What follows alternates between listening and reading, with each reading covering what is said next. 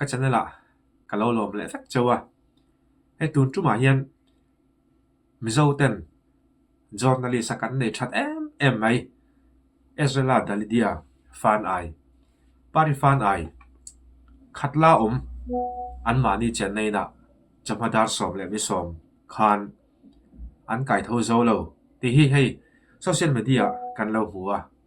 aban poi thin tak em kai tho zo lo ti borok hi arab thla ka ni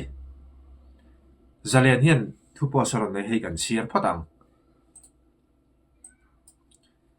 journalist Dalidia fan ai thi ram ti ni December ni som ni panga sang ni som ni panga journalist Ezra Dalidia fan ai pari fan ai daughter of lel narliani fan ai late khatla chu voin ni som ni panga tha som pani sang ni som ni panga jamadar som le mi som vel khan an chen nei na athi Dalidia hi amu an kai tho zo lo ani ama hi DDK a thokni in MJA member ani arwang hi dorpuya anu lei zon pilal sang deli te in country kola voin chanudar ni a vui turani apoi thin kop maya tira o apoi thin kop mai kan mi thiam te ni le ta nga la he ti hi chu chutakara athi dan hi alung oi thak lo kai tho zo lo boruak ani tlap maya thidan pa ngai nat na ya hetianga inen ko rep nu ang vela i thi ro rawa mi hring thi na thlen ro rawa nat na ya hanin en ko nuwa i hanin bora santa te hi chu kan ui rualin chung ten kan ui rualin hetiang ang chi ang boruak thleng hi arab thak ani arab thak kop mai kan ui tak zat ani Dalidia fan ai kan ui kop mai a chung te a kal san tak a chung te zong zong kan tor pui tak zat ani di kha karon soile ani ta sela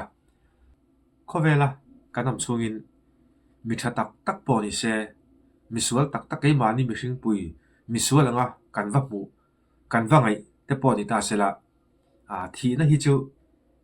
kan ton vek tur mani sela heti anga thi thut kan tiang chi ara phla khop mai hei hi chu thleng lo se do thu sa mani amera chu heti ang thinara phlak tak hi kan la ton chho le zel tura ngai ani e poni se kan journalist nei that Dalidia fan ai kan ui tak zatani ole hey social media activities rothal no hian no ta ku do chung cha aron soyani hemi no ta ku do hi poi khop mai hei khoi mun nge ka khalem lova e poni se rothal no hian eng tin nge aron soy atu post de kan chiar le phatang mizo te hian kan min bal hlong na tur lawa chuan thil tha kan ti du lo pe lova a hu ho chawin kan tlom ngai bok atu pia ron dani kan chiar chun jam halang heno te ku do hi ni som ni pali tha som pani sa ni som ni panga ami ani heno te ku do hian mi hring khole tui pangai na zom nge tur tin dan pali aron ziaka mi hring ril ru that na dan leilung dan ram dan le pathian kan rin awanga thil tha kan ti nge tur te akal fai vek tin aron ziaka ni chuti ni ma sela amutu an tam te lun nen tu man ma an la lo tu man no te ku do tir po yan ti lo ti na ni man la lawa kholai te ni boka an kal pel mai do na ni ti kha a khiat ani chuti ro chonin hetina hian tu man no te ku do tir po yan ti lo ti na ni aron ti hiala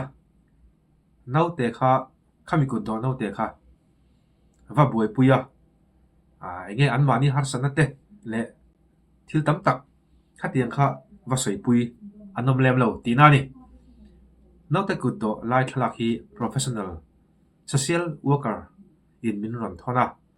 ma lak lo wangin a profelo ka ti a ka thina ur hle bok chun lama haram hnuai ko ma wangin engma ka ti thei lawa tlai atangin no pangkut do lama thu nei tu mo phur tu minister le DCPO Aizawl district ka hrila CWC Aizawl nen azana zanin ma an la a JJ Act sani som panga to chanin hriatir nan chuangal police po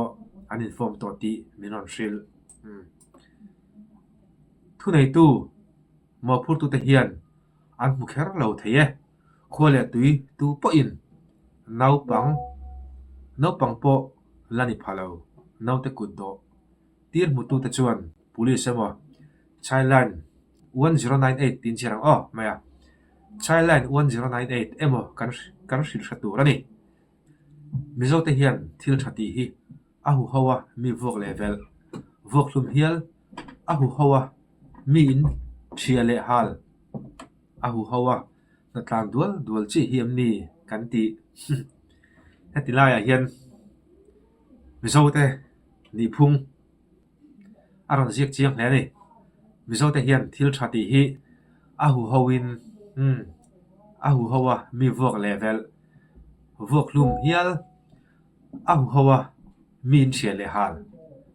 ahu haw pokin na tlang dual chi hiam ni kan ti in aron ziak ani